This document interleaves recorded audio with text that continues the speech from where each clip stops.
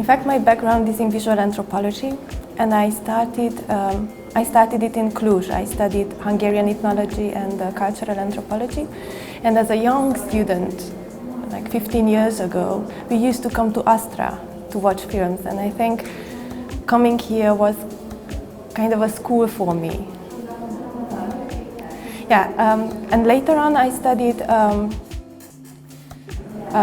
visual anthropology at Leiden University. I did a master, and in fact the film I'm screening today is my master thesis.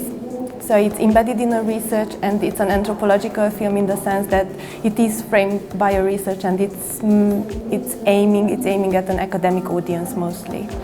So it's not so much documentary, but it's anthropological film.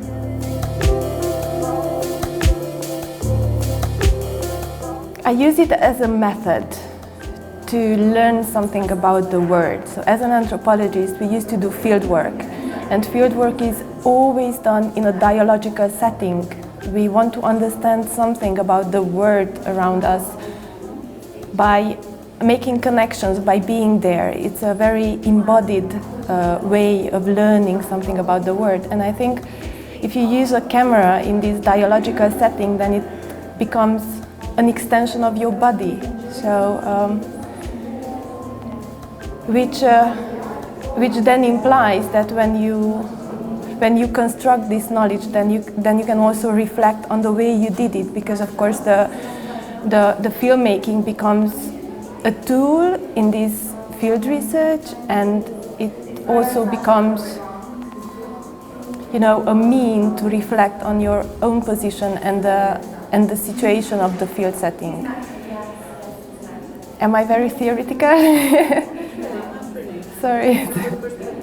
Yeah, it's a totally different perspective than doing films as a filmmaker. I don't consider myself a filmmaker. I consider myself a researcher. So that's why it's a method. Yeah, that's why it is a method for me. It was not long before that I moved to the Netherlands, and I just realized that I'm living in a delta, in fact, but I've never been to the Romanian delta before. So it was really hard for me to relate to my surroundings in the Netherlands, to the delta, because at home, I came from Transylvania, which is, of course, you don't have the delta at all, you don't have the seaside.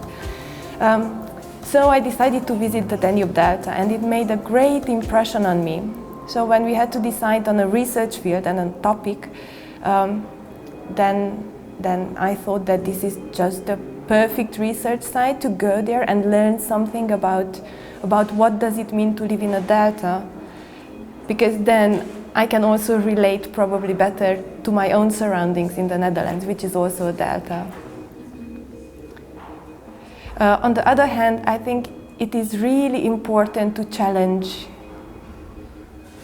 these hegemonic images of communities, because what we see in the delta is that you have this beautiful natural surrounding. Of course, it's a paradise for the birds, for the fishes, and it's a UNESCO World Heritage Site, so there are a lot of tourists going there. And the position of the locals, or the image of the locals, it's very controversial, because on one hand they are considered the enemies, who are poaching, who don't want to cooperate with the authorities who try to protect the nature. On the other hand, in the past 10 years or so, they started to promote this image of the traditional local community. So in anthropology we use the term ecologized poverty. Of course, that's good for the tourist industry if you show these people as very traditional, and you have these nice photo albums with the young girls, teenagers wearing the headscarves, which sells very good for the tourists, of course. But what does this mean for a young teenager girl who would like to go to the city, to go to university maybe afterwards, and she needs to travel 1 day and a half to get from his village, from Letea, for example, or Svistovka, to reach to Tulcea or Constanța. And I think it was really missing this discourse, this perspective of the local people who are really very much marginalized. in this whole environmentalist debate.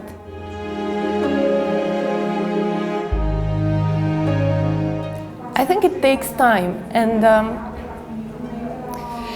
if you want to not only to objectify them or to look at them, but to really become part of a communication, then I think it's really very important to open up yourself first. So I didn't know any of these families or any of these people beforehand, so I just went there with my camera, and it was winter, and everybody thought that I'm really crazy, like I really want to stay there. And it was even one point when I didn't have a house to sleep, so I was just there with the camera. It was already minus 10 degrees and it was snowing outside, and I just sat in the pub in Mila 23. And I was looking around who would offer me a room, and nobody wanted to offer me a room because it was a lot of money heating up a room. Of course, they heat the rooms with wood, and that's a big investment for them. And then finally, it was this lady who came, and somebody told me, "Oh, look, go to Tanti Maria and ask her." And I went there, and then I just asked, "Look, do you have a room for me?" And then she looked at me and said, "Yes, come and see." And then she became one of the main characters of my film.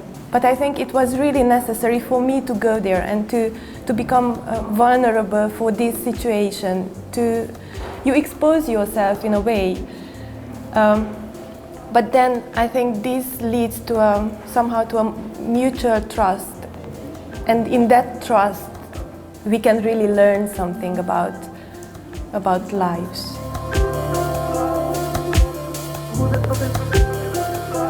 Of course they did, and I promised, because this is a very complex word, and there are a lot of controversies, and there is a lot of corruption, and I promised everyone that before I publish the film, even at the university, I'm going to take back the material and I'm going to show them.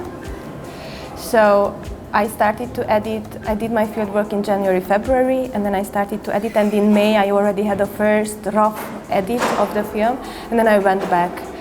And then I went again to all the cities and we watched it together, and yeah, of course I asked everybody, are you all right with it, or do you want me anything to take out, or do you think I'm making justice to this word? Because of course there are a lot of contradictory voices in the film, and it was really interesting to see how people recognize their own voice. They were always commenting on them. They also had a lot of comments on the other side, but at the end when I asked them, do you think this is all right, they never told me to take out the other part. So and then of course I finished editing, and then I went back again with the final film, and then everybody has a DVD, and of course with the people who have Facebook we are in contact, and yeah, I think that belongs to the filmmaking, to the process of filmmaking.